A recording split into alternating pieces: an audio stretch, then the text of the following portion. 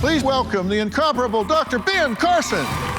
When people's lives are at stake, the last thing you want to do is lower standards. To say DEI is bad, I think is misguided. At the University of Pennsylvania Medical School, my name was wiped out of the history of the kidney division because I pointed out a study that showed that minority residents were performing less well. We're diving into one of the most polarizing debates in America.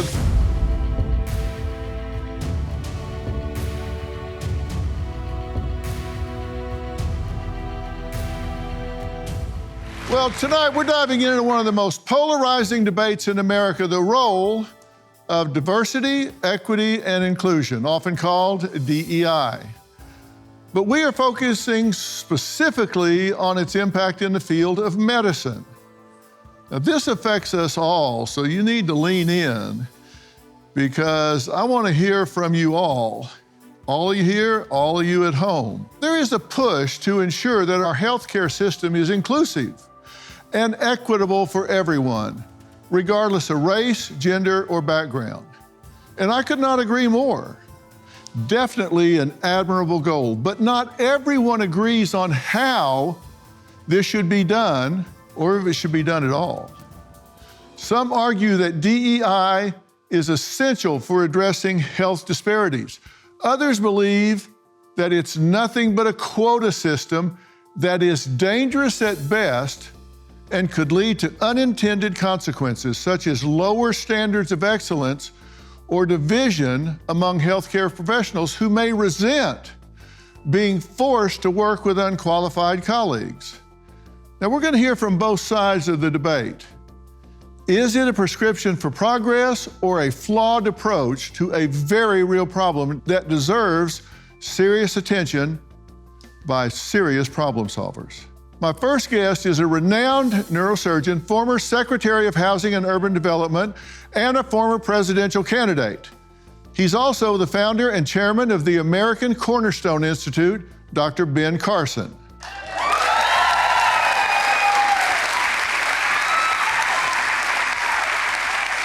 He climbed to medical heights that most can only dream of, and he says he wants to see others reach success like he did, without DEI.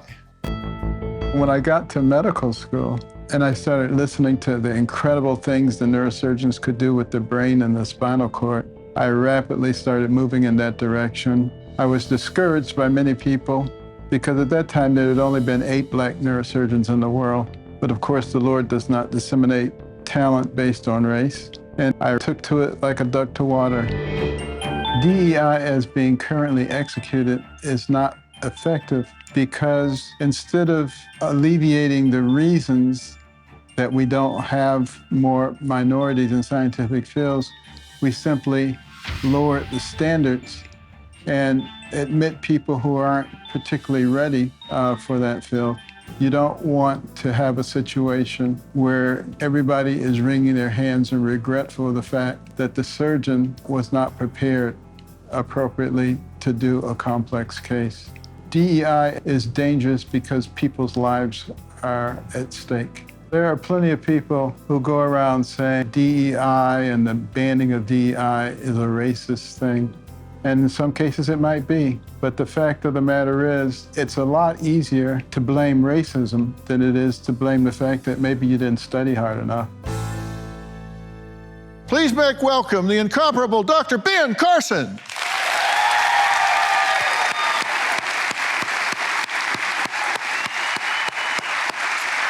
Dr. Carson, so good to see you. You too. Thank you. Thank you so much for being here. It's a pleasure, thank you. You entered the medical system as a student when? 1973. You say that a counselor told you at one point, you seem very intelligent. I bet there's a lot of things you could do outside of medicine. They were steering you away. Why? I had done very poorly on the first set of comprehensive examinations and was sent to see my counselor, and he basically said, I'm not cut out for medicine. And I just went back to my apartment. I was devastated. Only thing I'd ever wanted to do since I was 8 years old was to be a doctor. I finally am in medical school, the last hurdle, and the person who's supposed to help you tells you to drop out. So I just prayed for wisdom. And I started saying, what kind of courses have I always done very well in? And I realized I did very well in courses where I did a lot of reading. And I said, what kind of courses have you struggled in? And I realized I struggled in courses where I listened to a lot of boring lectures. Because, I don't get anything out of boring lectures, zero. Yeah. And I was sitting in 6 hours worth of them every day. So I made an executive decision to skip the boring lectures and to spend that time reading. Yeah. The rest of medical school was a snap after that. Really? And years later, when I was back in my medical school as a commencement speaker, I was looking for that counselor because I was going to tell him he wasn't cut out to be a counselor.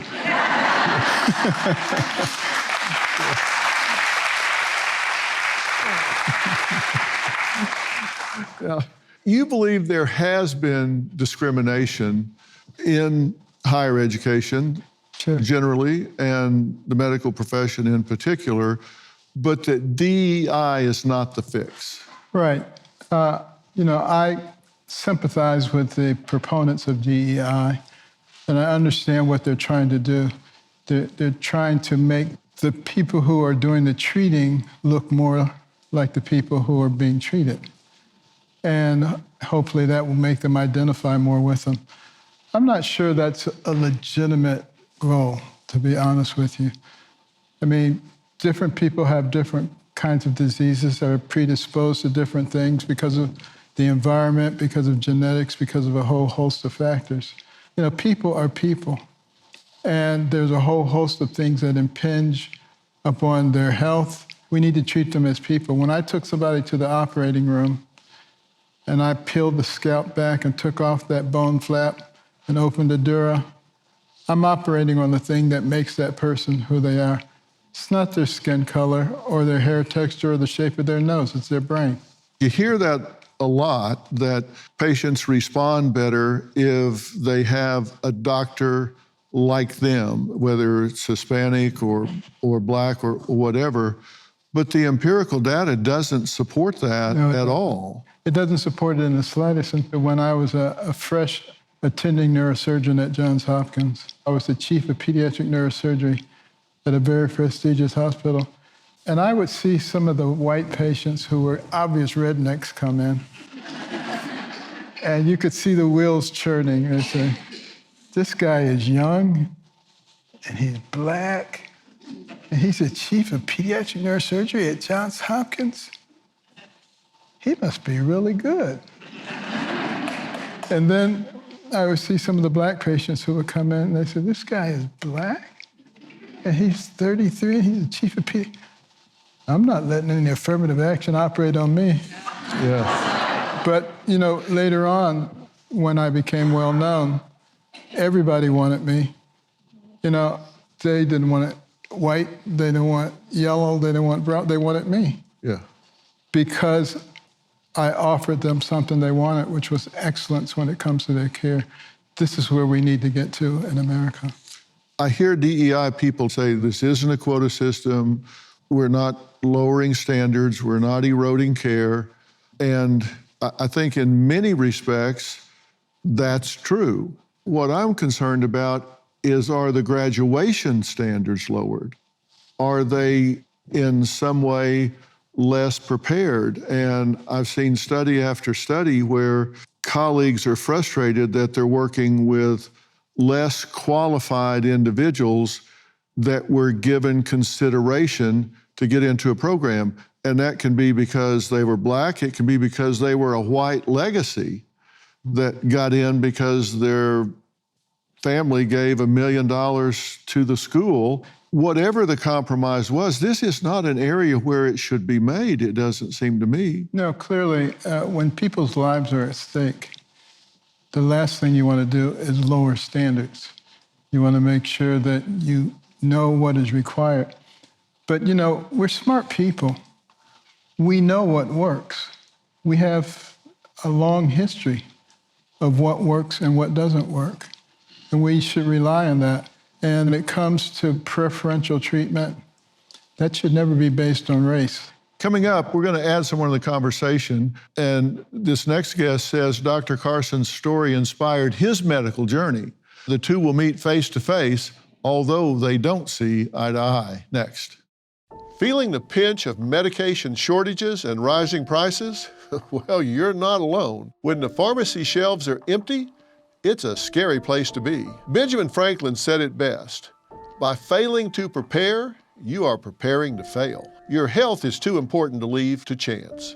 That's why you need Jace Case. Jace Case is your lifesaver, an emergency supply of essential prescription medications that you order before you need them. When life throws a curveball, be it supply chain hiccups, natural disasters, or a closed doctor's office, you won't be left scrambling. Having these vital medications on hand gives you control over your health. In today's unpredictable world, that peace of mind is priceless.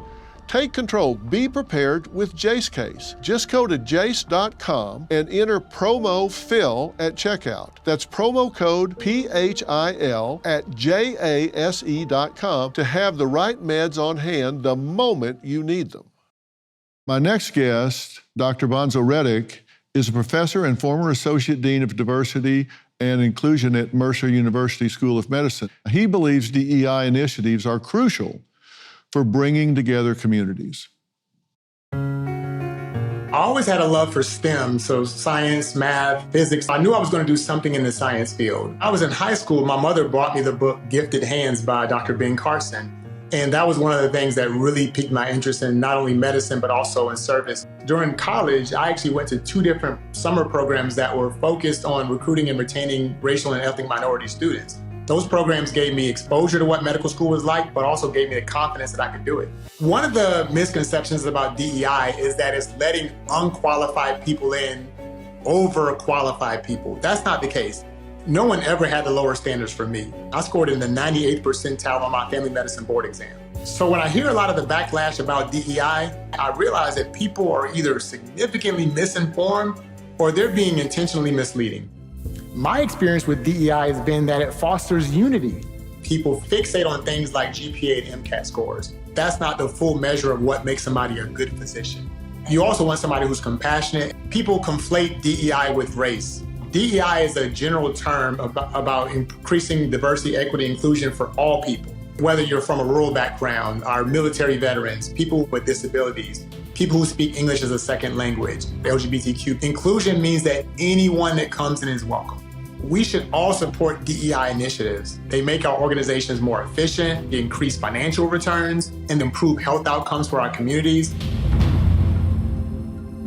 Describe the family and background that you come from. Sure. So my parents have been married since 1971. Mom was a high school Spanish and French teacher, so she's trilingual, taught us languages at a young age. And my father's an attorney and also a magistrate court judge as well. So education was at a premium in your family? Absolutely. Education was prioritized during the summers. My mother insisted that I study for a certain number of hours before I was able to go outside and play. And you say during your residency, you were usually the only Black male in a room full of doctors. Residency and beyond. When I go to medical conferences, I'm often one of the few Black men that are around. Right. Only about 2.5% or so of physicians are Black males. Yeah. And you disagree with Dr. Carson on his position. What do you disagree with? So 2 points real quick. So I want to stress that point is that as a society, we have decided that that's how we maneuver. We try to make things equitable. It doesn't mean equal, it means equitable. So for example, everybody doesn't get a car.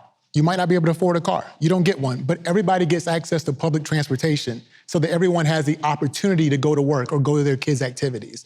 So that's what the framework of equity is. We spent the first segments focusing a lot on diversity. That's only the D in DEI. The equity and inclusion is important as well. I was at an organization one time that held a mandatory retreat on Rosh Hashanah. So pretty much no one who was Jewish was able to come. So literally inclusion is just being culturally aware. So that's what the idea of inclusion is. So just kind of talking about medical school admissions and using that as a broad stroke to say DEI is bad, I think is misguided. All right. And you say DEI is not where minorities get an advantage, and it's not reparations. You're not putting it on that level, but I think all three of us agree that we want equal opportunity, and we don't have that in America. Yeah, equal clearly we need opportunity. equal opportunity in everything. And we need to start at an early age. That's why my wife and I started the Carson Scholars Fund. We give scholarships to students starting in the 4th grade for superior academic performance, and they're only compared with the students in their school. So you don't have all of those socioeconomic variables going on.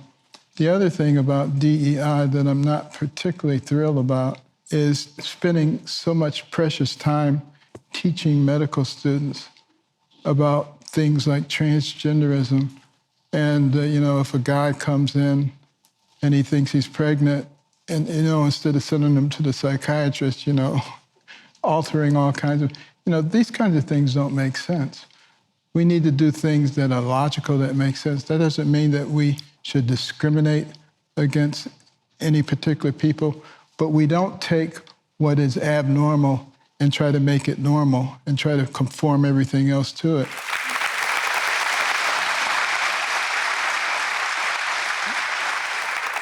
We learn what true compassion is, and we adjust so that we can accommodate those individuals. That's what logical people do. So first of all, it was great to hear about the program that you have for young children. That sounds like a DEI program to me. It's not some kind of preferential treatment. It's saying that, there's certain groups that are disadvantaged, which we've agreed, we all think that's important to increase opportunities for people, right? Not at the expense of someone else. So a program that targets a certain group, whether it's race, ethnicity, geographic location, and kids living in a rural area, that's what we're talking about when we talk about DEI initiatives. So it's reaching out to people intentionally to try to increase interest. Kids who might otherwise be dissuaded from going into neurosurgery like you were. This is something that can actually help a lot, because we know that the biggest predictor of somebody going to work in a rural area is actually being from a rural area. So the medical school where I'm on faculty, we actually have a mission to increase the workforce in rural communities. So we do have an admissions process that looks favorably upon people from rural backgrounds. That's a DEI initiative. But interestingly, I never hear people complain about initiatives that focus on things like rural background, but we do hear it about race all the time, and that's what we tend to get fixated on. And DEI is good if you take the race part out of it and you look at the circumstances. So you're only against DEI if it's about race, but you're not against DEI in any other circumstance? I'm not against diversity and inclusion. I don't particularly like the equity part that says we have to have equal outcomes for Equity is not equitable. It's not the same thing. It shouldn't be. It's not the same thing. But a lot of people No experts, no serious there. scholars consider equity and the same thing as equality. The problem is when race gets involved in it and people talk about that, discuss that, speak out about that being weaponized, people get their jobs taken away, people get judged, people get disciplined because of the race element to it. They don't get their jobs taken away because they talk about rule, but they do get their jobs taken away if they talk about race. So, and again, that's just a fact. I'd ask again, I'd have to have a specific scenario to kind of give you an example or kind of rebut to that. But again, the point about equity is we're focusing so much on the applicants, on medical school applicants. What equity is it should be focused on patients and communities. We're trying to improve the health of populations. So for example, you mentioned about transgender patients, right? So you're focused on are we trying to influence people to change their ideology? That's not what health equity is concerned about. Health equity is saying, a transgender patient has probably anywhere from a 3 to 10 times higher rate of attempting suicide compared to other people. It's looking at somebody who's lesbian and saying— But it's 12 times higher for people who undergo transgender surgery. But again, I'm not focused on that. What I'm saying is that what I want to do is improve the health of everybody. Transgender, cisgender, doesn't matter. I'm trying to improve the health of everyone. That's what my mission is as a physician, also my mission as a Christian as well. And so what I'm saying is, for example, lesbian patients are more likely to die from cervical cancer, even though they don't have that many significant changes in risk factors. So for you to focus and say, I'm going to make an attempt to improve screening of lesbian patients, for example, that's a health equity thing. It's not making any kind of judgment about behavior or anything like that, or about ideology. And I'm focusing on patients, not on the people. If everybody who's pushing DEI were as reasonable as you are, I don't think it would be a problem. So here's a question, though. I would challenge Dr. Carson on that, because I do think there are some people who are very vocal and who say some outlandish things, and they sometimes get the attention. But in general, the real true scholars and serious scholars of DEI are talking about health equity focusing on improving the outcomes of people, not trying to change people's ideology. But you're talking among yourselves, and then you've got people that I call the tyranny of the fringe that are out with megaphones and they're dominating the narrative in America, and people are afraid to stand up and push back for fear of getting canceled, for fear of being labeled racist, for fear of saying what needs to be said, because when they do get canceled. Now, we gotta take a break quickly. Coming up, we're gonna add 2 more doctors to the conversation who both say patients are in danger. One says DEI is the poison, the other says it's the antidote. We'll add them to this conversation next because, look, we do have to have a safe place to talk about difficult things. And that's why Merit TV was created. We want to have a place where we can have an open debate about these things without fear of retribution. Now, we may all be labeled racist for this. We may all be labeled transphobic for even questioning that. But they'll just have to do what they have to do. We're going to have an intelligent conversation about this one way or the other. We'll be right back. $36 trillion. That is the U.S. debt, and it gets deeper and deeper by the day. Our debt has never been higher, nor have the stakes. The government is looking to slash the federal budget by $2 trillion, and no one knows what that will mean for your job, savings, and future. I've seen a lot in my time, and there's one thing I know for sure. You need to prepare before it's too late. I trust Preserve Gold to help protect my wealth, and I strongly urge you to do the same. They are the only precious metals firm I trust and recommend to my family, friends, and audience, and they have a special offer just for you. Text Dr. Phil to 50505 to get your free precious metals guide from Preserve Gold. With gold prices recently breaking records and analysts predicting this trend to continue throughout 2025, you cannot afford to wait. As a bonus, you can get up to $15,000 with a qualified purchase from Preserve Gold. So don't wait. Text Dr. Phil to 50505 today.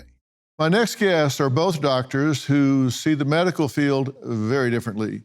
Dr. Stanley Goldfarb was Associate Dean of Curriculum and Professor at the elite University of Pennsylvania School of Medicine. He is now the chairman of Do No Harm, an organization aiming at combating discriminatory practices in medicine.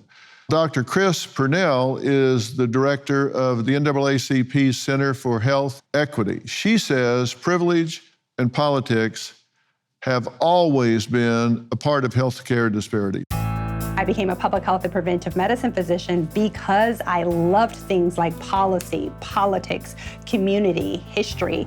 DEI has certainly helped me. I was a nephrologist caring for patients with all forms of kidney disease. I think that diversity and inclusion is rather irrelevant to the goals of medicine. Unless it benefits patient care, it should not be part of the criteria for getting into medical school or becoming a physician.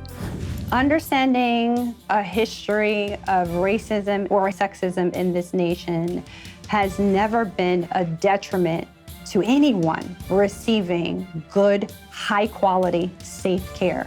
DEI in healthcare is dangerous because it's divisive and discriminatory. There have been a number of issues where attempts to undo what's been proposed to be discriminatory practices has actually led to worse medical care. DEI actually is life-saving because it says, I understand your specific needs. The most important thing in medicine is that we worry about the patients, and we don't worry about society as a whole.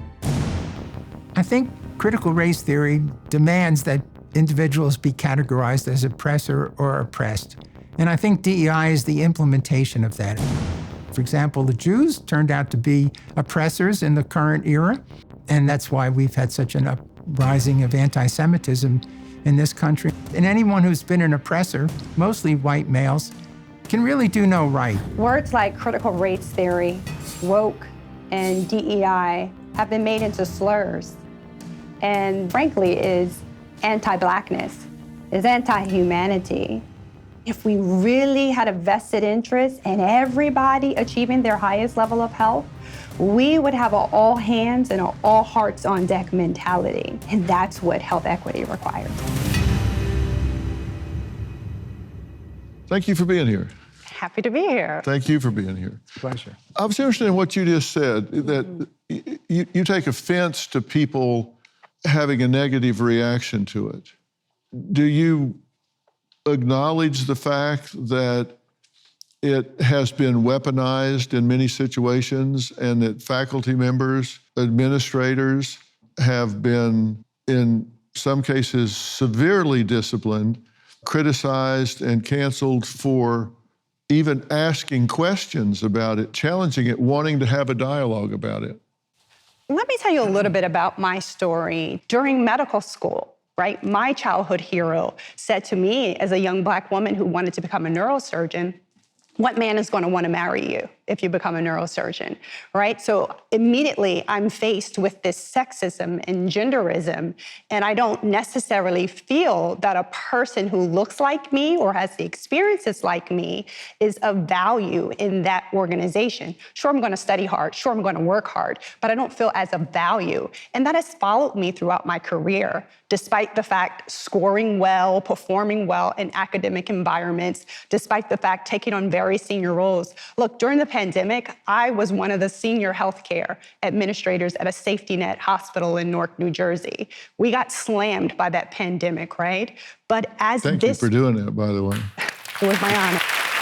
It was important for me as a Black woman to be seen, me as a Black woman physician, me as a Black woman physician leader, to be able to say to communities who were suffering disproportionately, I understand the harms of racism. I understand the harms of classism. I understand the harms of sexism and genderism. And when I did do that, Dr. Phil, I was actually disciplined. I was put under investigation at my hospital. I was told that I was being divisive. I was told that I was disrupting the fabric of the organization. So that's how terms like DEI, even critical race theory, which is an academic and legal framework, have been weaponized against those who are seeking to cultivate a shared human experience and to understand from a historical, factual, and literature influence base how we can ever eliminate the disparities that we have. Last thing I'll say on this subject, the traditionalists will say, we need to keep medicine and healthcare the way it is. Well, if we did that, people like myself and other communities would continue to live sicker and die sooner. I say we need to change and disrupt it. What do you say? Well, if you go to the University of Pennsylvania Medical School website, my name was wiped out because I pointed out a study that showed that minority residents in internal medicine residency programs around the country, published in Academic Medicine, the Journal of the Association of American Medical Colleges, said that they were performing less well. And I pointed that out. I say, are they performing less well? Basically in a tweet. And I was canceled for that. But I must say that, a lot of what I've heard here, I agree with. This is not about the medical profession. It's not about the students. It's about the patients. I understand there's been historic lack of opportunity for Blacks and other minorities in this country. That's a problem. And there are fields where that can be easily made up. But there are some fields where it's not easily made up. Pilot school, medical school, engineering school, things that it's critical for the health and the safety of the public. We can't be concerned about the individuals who want to practice in those fields. We can only be concerned about the outcome and the quality of service or healthcare, in this case, that patients are receiving. That's all that really should matter.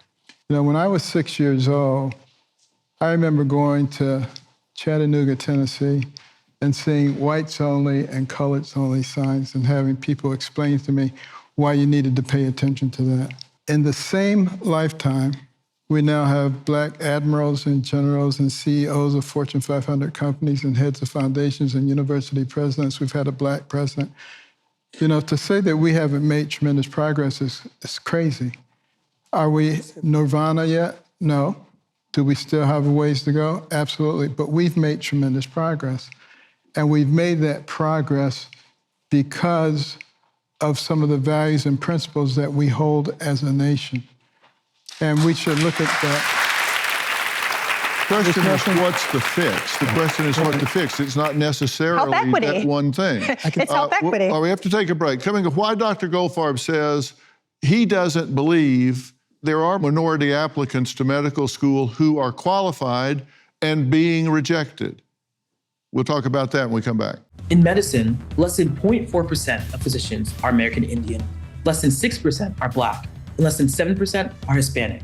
Studies show that the more diverse our healthcare workforce is, the better our healthcare system is overall. The reason why the number of underrepresented minorities in medicine is so low is intentional. In the early 1900s, for example, the Flexner Report actually led to the closure of most of the medical schools that trained Black people.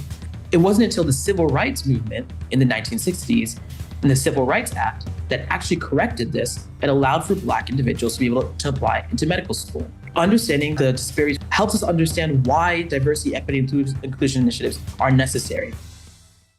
I think everybody agrees that we want that. I think everybody agrees that we want to have as many people from as many different walks of life into the field of medicine. A lot of people say the reason you want that is because you have better outcomes if you have doctors that look like their patients, doctors that have that commonality.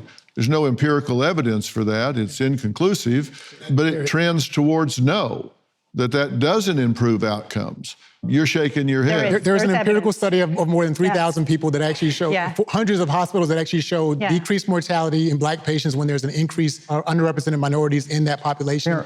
Also studies showing the decreased infant mortality when you have increased Black physicians as well. That's true with infants, but it is not true with the population in general. And the meta-analysis shows that it doesn't matter. What matters is the quality of care. When there is concordance, it is proven in the data that people get better clinical preventive services, meaning they get access to screenings. For instance, cervical cancer screenings, HPV screenings.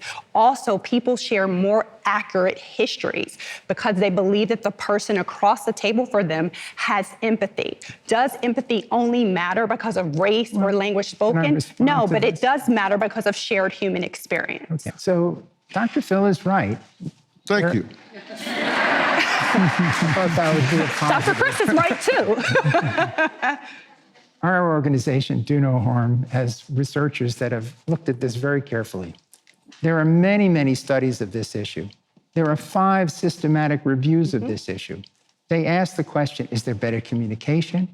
Is there better happiness on the patient's part? Does racial concordance really improve health outcomes? Well, there are no long-term health outcome data that are worth anything.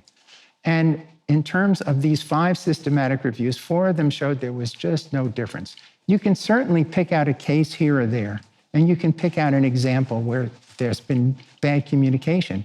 But there's bad communication between white patients and their doctors as well. Definitely. And so the question is, how can we improve healthcare disparities? Now, if you decide that the way we can improve healthcare disparities is by changing the characteristics of the delivery system, as opposed to changing the sort of things that Dr. Phil was talking about, the access to care. And I totally agree with what Dr. Reddick said. This is about improving access to care, but access goes both ways. When Black women show up with endometrial cancer, which is a terrible disease, they come with their disease far more advanced than when white women show up. But why do they come when their disease Well, is that's far a more good advanced? question. And Right? that involves Why? understanding symptoms. It involves access to care. I certainly agree. If a woman is working 2 jobs and why can't would get that to the woman have to healthcare work 2 and jobs? can't get to the Why would she healthcare have to system, work 2 well, jobs? that's an issue. But that's Right. not an issue for the medical. Yes, it is. No, it isn't. You're speaking with the healthcare That's an ministry. issue. That's an Yes, it issue is. That's an issue Yes. for politicians. Patients who were unhoused, patients who had behavioral mental health issues were showing up in our emergency departments, not necessarily because they had a clinical reason, but they had some other social reason. When we did partnerships and collaborations to get those needs met, even if they weren't purely clinical, those people were no longer using emergency room services, which was a drain on our system. So that's why it does matter. We're talking about which physicians should get a chance to Yes. treat patients. And what you're talking about is public health issues, which is a very different world. I And that's- disagree. That's really been the issue here of conflating these two kinds of things. And my concern is that when that patient shows up at that emergency room, that person who's caring for that patient is the most qualified individual. Exactly. And that's the issue here as far as I'm concerned. I have to take a break. Final thoughts when we come back. We've been talking about DEI programs in medicine and if they are the right way to bring more minorities into the professions, more rural individuals into the professions, more of those that are unrepresented in the professions. Hispanics represent 18.5% of the population and 5.8% of doctors. Blacks, 13.4% of the population, 5.7% of doctors. Native Americans and Alaska Natives, 1.3% of the US population and 0.3% of the doctors. So clearly there is a underrepresentation compared to population proportionality. The question is, what's the best way to do that? I've written a book called We've Got Issues, How to Stand Strong for America's Soul and Sanity. And in there, I am very much against DEI as it is being practiced. But I think the much better approach is to get into these underrepresented communities very early on and prepare these students so they're just as competitive as anyone else. And the problem is they're often low socioeconomic status, whether they're rural or inner city or whatever, so there's a low tax base, which means the schools don't have much money to work with. That has to be fixed. They should have every educational opportunity as anybody in the United States. And I think if we intervene early and give the educational opportunities to develop these young minds, then we can see them flourish. And I think there can be a huge shift in one generation if we get into those schools and get to those children early and give them every opportunity to develop their bright young minds. I just want to second what you just said. That's so very important. You know, when I was a kid, and I was a terrible student until my mother made me start reading. And as I read about scientists and surgeons and philosophers and entrepreneurs, I began to realize that the person who has the most to do with what happens to you is you. But in the Black community in particular, we don't have enough people applying to medical school because we don't have that dream starting early enough. It's the early preparation that will make the difference. Yeah. And don't wait till the end to try to change things. I agree. Dr. Reddick? I think we spent a lot of time today talking about the D in DEI, and specifically racial and ethnic diversity. So I think one of our shining examples of DEI happened in California with maternal mortality, where they had a maternal death rate that was about 4 points above the national average, dropped it down to 14 points below the national average. So in the United States, you're more likely to die in childbirth or pregnancy compared to other industrialized countries. If you're 50th. Yeah, and if you're a Black woman, your rate is 3 to 4 times higher than the rest of the population. They were not only able to decrease just overall maternal mortality, they decreased Black maternal mortality with specific system changes. That is a classic DEI initiative and something we should be proud of. But instead of talking about that, we focus on things like medical school admissions. And then the second thing I want to just piggyback on what Dr. Goldfarb said was this idea of like, we shouldn't be focusing on some of these social and political issues. And what we found out is that social determinants of health, which are the non-biological things that affect health outcomes, actually have a bigger influence on health outcomes than even clinical care. So in my clinical care that I practice at a healthcare for the homeless clinic. So every single week I address people's social issues. And I think that is a role of a physician. Mm-hmm. Well, final comment? And the focus has to be on making sure that the patients get the optimum care.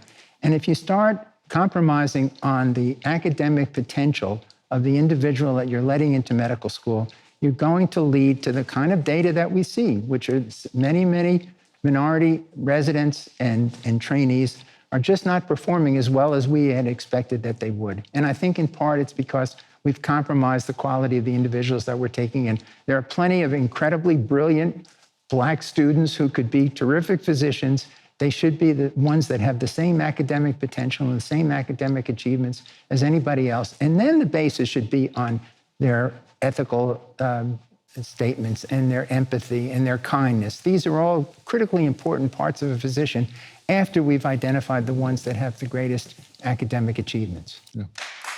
Final comment? Yeah. I think it's so important that not only all of us, but that the public understands DEI is only a tool, the roadmap to build a more just healthcare system that's inclusive. Because if we don't do that, we will never solve the healthcare disparities that we have. And finally, to stop focusing on the red herrings that those who are of different communities and different ethnicities are less qualified, but to look at the barriers that are impacting whether or not we are reaching into those communities and mining them for all the success that they have. That's the American dream we all should be focused on. I want to thank Dr. Ben Carson, Dr. Bonzo Reddick, Dr. Stanley Goldfarb, and Dr. Chris Purnell for joining me tonight. And thanks to you at home for finding us here on Merit TV. We spent extra time discussing this topic, and some of what did make our broadcast will be on our website, and we'll have even more information about tonight's show. So make sure to log on to drphil.com. This is important, and one of the dumbest things somebody can do is waste a talent pool, like the Black talent pool, the rural talent pool. And I promise you, those organizations that do that because they're racist or they're judgmental or whatever, in the long run, they won't compete well because they will miss a huge, huge talent pool. But in the meantime, we need to do what we can to find the solutions.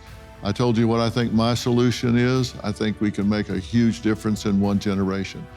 Thanks for being here. We'll see you next time.